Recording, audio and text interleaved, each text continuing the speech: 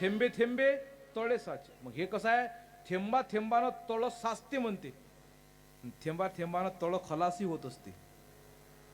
समजा तळ जर लीक झालं तर, हे मी नाही सांगत, हे ग्रामगीता सांगते.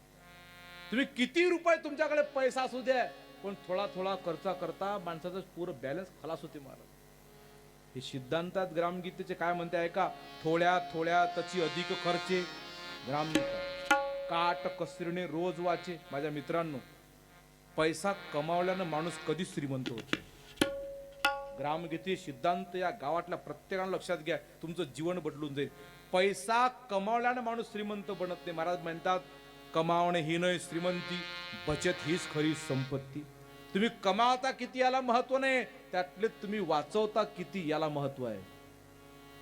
तुमच्या घरी लग्न आहे, सण आहे म्हणून का पुरी इस्टेट जगाच्या पाठीवर कोणता साधू हे शिकवत नाही जे तुकडोजी महाराजांनी शिकवलं. ऐक जा, तुमच्या घरी लग्न आहे म्हणून काय 10 वर्षातली पुरी इस्टेट एकाच लग्नात उडून टाकसान काय? तुमच्या घरी एखादा सण आहे, उत्सव आहे म्हणून सारी संपत्ती एकाच दिवशी उडवसान काय? नाही महाराज, हा बावरेपणा तुकडोजी महाराज म्हणतात थांबवा. ऐका, प्रसंग मानासाठी पैसा ठेवला पाहिजे गाठी, सण येताची उठा उठी खर्चू नये सर्व शक्ती. पुढचा दिवस कसा येईल सांगता येणार नाही माय.